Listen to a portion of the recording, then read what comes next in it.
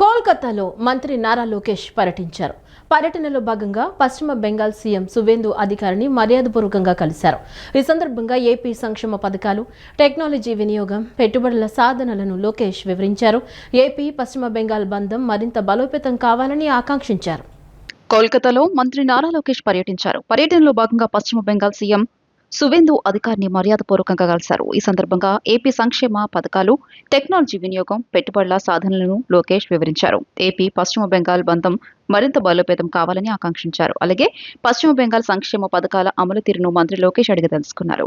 ఈ సందర్భంగా పశ్చిమ బెంగాల్లో టీటీడీ ఆలయ నిర్మాణానికి స్థలం కేటాయించాలని లోకేష్ కోరారు. అలాగే తిరుమలలో పశ్చిమ బెంగాల్ భవన్ నిర్మాణానికి సహకరిస్తామని లోకేష్ తెలియజేశారు.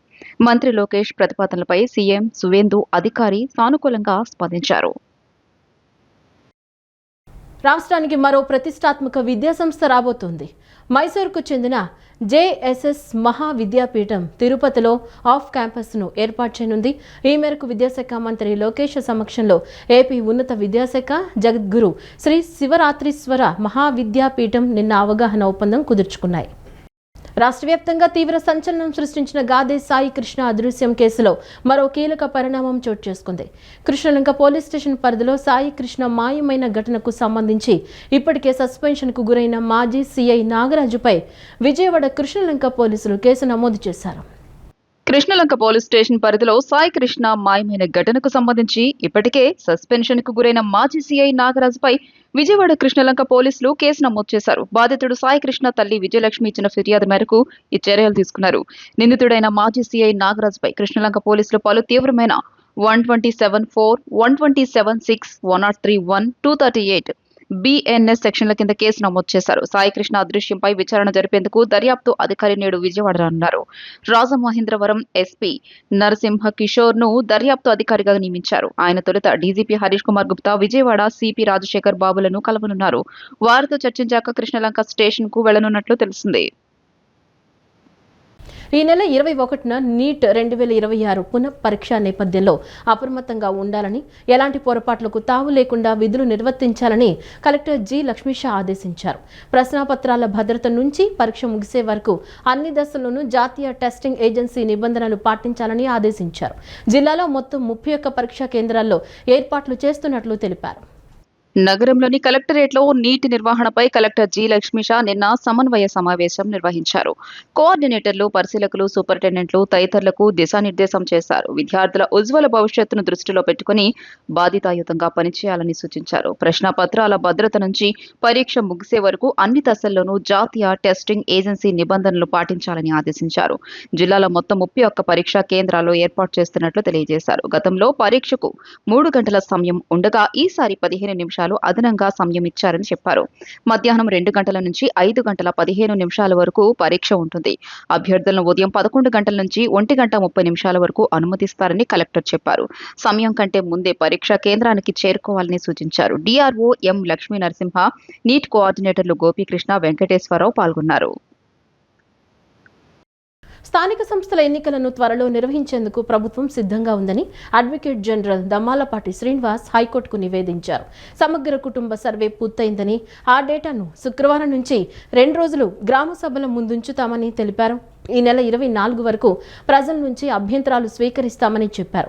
బీసీల రిజర్వేషన్ ఖరారుకు రాష్ట్ర ప్రభుత్వం ఏర్పాటు చేసిన ఏకసభ్య కమిషన్ త్వరలో నివేదిక ఇస్తుందని, ఆ డేటా ఆధారంగా ప్రభుత్వం త్వరలో ఎన్నికలను నిర్వహిస్తుందని వివరించారు. పూర్తి వివరాలతో అఫిడవిట్ వేసేందుకు సమయం కావాలని కోరగా అంగీకరించిన ధర్మాసనం విచారణను జూలై 16కు వాయిదా వేసింది.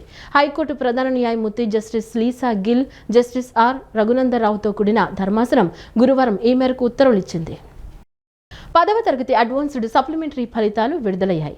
మంత్రి నారా లోకేష్ ఎక్స్ వేదికగా ఈ ఫలితాలను విడుదల చేశారు. 10వ తరగతి అడ్వాన్స్డ్ సప్లిమెంటరీ ఫలితాల్లో 82.39% ఉత్తీర్ణత సాధించారు. ఫలితాల్లో 78,261 మంది విద్యార్థులు ఉత్తీర్ణత సాధించారు. మే 25 నుంచి జూన్ 4 మధ్య జరిగిన ఈ పరీక్షలకు దాదాపు 90,000 మంది విద్యార్థులు హాజరయ్యారు. ఫలితాలను results.bsc.ap.gov.in వాట్సాప్ నెంబర్ 9552300009 ద్వారా తెలుసుకోవచ్చు. విజయానికి కారణమైన తల్లిదండ్రులు, పాఠశాల సిబ్బందికి మంత్రి లోకేష్ అభినందనలు తెలిపారు. విద్యార్థులందరూ ఉన్నత శిఖరాలను అధిరోహించాలని ఆకాంక్షించారు. డిఎస్సి 2025లో అక్రమాలు జరిగాయని వాటిపై సిబిఐ విచారణ జరిపించాలని శాసనమండలిలో ప్రతిపక్ష నేత బొత్స సత్యనారాయణ డిమాండ్ చేశారు. ప్రశ్నాపత్రం రూపకల్పన నుంచి ఉద్యోగాలు ఇచ్చే వరకు స్పోర్ట్స్ కోటా సహా అన్ని లోపాలేనన్నారు. ఎంపిక జాబితా కూడా కలెక్టర్, డిఈఓ కార్యాలయాల వద్ద పెట్టలేదని, ఎందుకంత దాపరికం, ప్రభుత్వంలోని పెద్దలు ఇందులో ఉన్నారా అని ఆరోపించారు. డిఎస్సి వ్యవహారంపై శాసన మండలిలో ప్రతిపక్ష నేత బొత్స సత్యనారాయణ ఆధ్వర్యంలో వైకాపా ఎమ్మెల్సీలు, నేతలు గవర్నర్ అబ్దుల్ నజీర్ ను లోక్ భవన్ లో నిన్న కలిసి ఫిర్యాదు చేశారు. తర్వాత అక్కడే బొత్స విలేకరులతో మాట్లాడారు. అర్హత సాధించిన ఉద్యోగం పొందలేకపోయిన అభ్యర్థుల ఆత్మస్థైర్యం దెబ్బతిందన్నారు. వారు సరిగా రాయలేకపోయి ఉంటే మెరిట్ ఉన్నవారికి ఉద్యోగాలు ఇచ్చారు అనుకుని సర్దుకుపోయేవారు. కానీ సుంటలకు ఉద్యోగాలు వస్తే ఎలా అని ప్రశ్నించారు. ఇప్పుడు ఉద్యోగాలు వచ్చిన వారంతా సుంటలమని మేం అనట్లేదని, కానీ న్యాయంగా మెరిట్తో ఉద్యోగాలు పొందిన వారిని అలా అనుకునే పరిస్థితిని ప్రభుత్వం కల్పించింది అని ఆరోపించారు. డిఎస్సి అక్రమాలను బయటపెట్టిన వాటిపై విద్యాశాఖ మంత్రిగా లోకేష్ సమాధానం చెప్పకుండా ఇప్పుడు నీ ఇంటికి 200 మీటర్ల దూరంలోనే ఉన్న చర్చకు వస్తావా అంటూ జగన్ ఉద్దేశించి మాట్లాడటం అవన్నీ లోకేష్ పిల్ల చేష్టలే అని బొత్స విమర్శించారు. సాయికృష్ణ విషయంపై విలేకరులు ప్రస్తావించగా అది ప్రభుత్వ హత్య అని అన్నారు. సిఐ ఒకరే కాదు, అధికారులు ప్రభుత్వంలోని వారు కలిసే చేశారన్నారు. హత్య కేసు నమోదు చేసి సిబిఐ విచారణ జరిపించాలని డిమాండ్ చేశారు.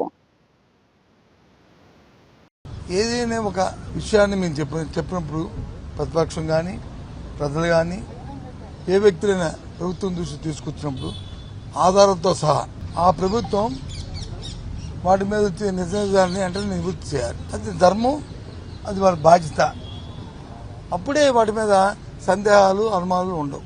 ఇక్కడ జరిగింది ఏంటి, ముందుగానే ప్రభుత్వం వాళ్ళు అనుకున్న వ్యక్తులతోనో, విద్యార్థులతోనో, లేకపోతే అనుకున్న వాళ్ళకున్న అనుచరులకో ఎవరికో నాలెడ్జ్ పడి పేపర్ సెట్ చేసిన దగ్గర నుంచి ఉద్యోగాలు ఇచ్చిన వరకు, స్పోర్ట్స్ కోటా నుంచి మిగతా అంశాలు, ఇప్పుడే 5 అంశాలను కూడా మేము అందులో ఐడెంటిఫై చేసి ఇచ్చాం. అవన్నీ కూడా ఏదైనా సరే మనం వ్యవస్థ పుట్టిన దగ్గర నుంచి రాష్ట్రంలో ఆంధ్ర రాష్ట్రం ఏదో తెలంగాణ విడిపోయిన తర్వాత ఆంధ్ర పుట్టిన దగ్గర నుంచి కాదు, స్వాతంత్రం వచ్చిన తర్వాత ఆంధ్ర రాష్ట్రం పుట్టిన దగ్గర నుంచి కూడా డిఎస్సి అని డిస్ట్రిక్ట్ సెలక్షన్ కమిటీ అని ఒకటి జరిగిన తర్వాత ఆ లిస్ట్ అంతా ముందు ఆ జిల్లా కలెక్టరేట్లోనో, డిఈఓ ఆఫీస్లోనో, లేకపోతే సంబంధిత దగ్గర పెట్టేవారు. ఏనాడైతే నోటిఫికేషన్ ఇచ్చి, ఏనాడైతే అనౌన్స్ చేసి అవి బోర్డు మీద పెట్టేదో. రౌడీ షీటర్ సాయి కృష్ణ అదృశ్యం వ్యవహారంలో కృష్ణలంక పోలీస్ స్టేషన్లోని సీసీటీవీ కెమెరాలకు సంబంధించి 4 రోజుల ఫుటేజీని భద్రపరచాలని పోలీసులను విజయవాడ కోర్టు ఆదేశించింది.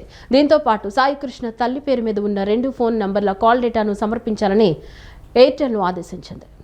విజయవాడలోని 2వ ఏజీఎం కోర్టులో సాయికృష్ణ తల్లి గాది విజయలక్ష్మి దాఖలు చేసిన 2 పిటిషన్లపై వాదనలు పూర్తయ్యాయి. ఈ పిటిషన్లపై న్యాయాధికారి శ్రీకాంత్ నిన్న సాయంత్రం ఉత్తర్వులు వెలువరించారు. మే 1 నుంచి జూన్ 1 వరకు కృష్ణలంక స్టేషన్ ప్రాంగణం చుట్టుపక్కల ఉన్న సీసీటీవీ కెమెరాల్లో నమోదైన దృశ్యాలు, రికార్డైన హార్డ్ డిస్క్లు, DVR digital video recorder, NVR network video రికార్డులు, ఇతర స్టోరేజ్ పరికరాలను భద్రపరచాలని Krishnalanka SHO Vijayawada police commissioner ను కోర్టు ఆదేశించింది. అవసరమైన సర్టిఫికేట్లతో ఎలక్ట్రానిక్ రికార్డుల కాపీలను సమర్పించాలని స్పష్టం చేసింది. సాయికృష్ణ తల్లి దాఖలు చేసిన మరో పిటిషన్ కు సంబంధించి ఆమె పేరు మీద ఉన్న 2 ఫోన్ నంబర్ల కాల్ డేటా, ఖచ్చితమైన సెల్ టవర్ లొకేషన్ల వివరాలతో మే 1 నుంచి జూన్ 1 మధ్య కాలానికి సమర్పించాలని ఎయిర్టెల్ నోడల్ అధికారిని కోర్టు ఆదేశించింది. గత నెలలో మార్కాపురం నుంచి సాయికృష్ణను పోలీసులు తీసుకొచ్చి కృష్ణలంక స్టేషన్లో చిత్రహింసలకు గురిచేసి మాయం చేశారని వాదించారు. ఈ వ్యవహారంలో వాస్తవ పరిస్థితులు వెలుగులోకి రావాలంటే సీసీటీవీ కెమెరాల్లోని ఫుటేజ్ ని భద్రపరచాల్సిందిగా పోలీసులకు ఆదేశాలివ్వాలని పిటిషనర్ తరపు న్యాయవాది వాదనలు వినిపించారు. తన పేరు మీద ఉన్న 2 నంబర్లలో ఒకటి తాను, మరొకటి తన కుమారుడు సాయికృష్ణ వాడుతున్నామని విజయలక్ష్మి పేర్కొన్నారు. ఆ 2 నంబర్ల కాల్ డేటాను సమర్పించేలా ఆదేశించాలని ఆమె తరపు న్యాయవాది వాదించారు. పిటిషనర్ తరపు న్యాయవాది వాదనలతో కోర్టు ఏకీభవిస్తూ తీర్పు వెల్లడించింది. మాజీ మంత్రి కొడాలి నానిపై ప్రాసిక్యూషన్కు ప్రభుత్వం గ్రీన్ సిగ్నల్ ఇచ్చింది. కలెక్టర్ నివేదికను పరిశీలించిన ప్రభుత్వం అనుమతి మంజూరు చేసింది. ఈ మేరకు హోంశాఖ ముఖ్య కార్యదర్శి కుమార్ విశ్వజిత్ ఉత్తర్వులు జారీ చేశారు. 2021 పంచాయతీ ఎన్నికల సందర్భంగా చంద్రబాబు, నిమ్మగడ్డ రమేష్ కుమార్ పై కొడాలి నాని అనుచిత వ్యాఖ్యలు చేశారు. దీనిపై అప్పట్లో గుడివాడ 1 టౌన్ పోలీస్ స్టేషన్లో వివిధ సెక్షన్ల కింద కేసు నమోదు చేశారు. వ్యాఖ్యలు ఎన్నికల ప్రవర్తన నియమావళిని ఉల్లంఘించేలా ఉన్నాయని ఎన్నికల సంఘం పేర్కొంది. చర్యలు తీసుకోవాలని జిల్లా ఎస్పీకి నివేదిక పంపించింది. స్థానిక కోర్టు అనుమతితో అప్పట్లో పోలీసులు కేసు నమోదు చేశారు. విచారణకు ప్రభుత్వ అనుమతి అవసరం కావడంతో అప్పటి నుంచి కేసు పెండింగ్లో ఉంది. ప్రస్తుతం పెండింగ్ ప్రక్రియ పూర్తి చేసి విచారణకు ప్రభుత్వం అనుమతించింది.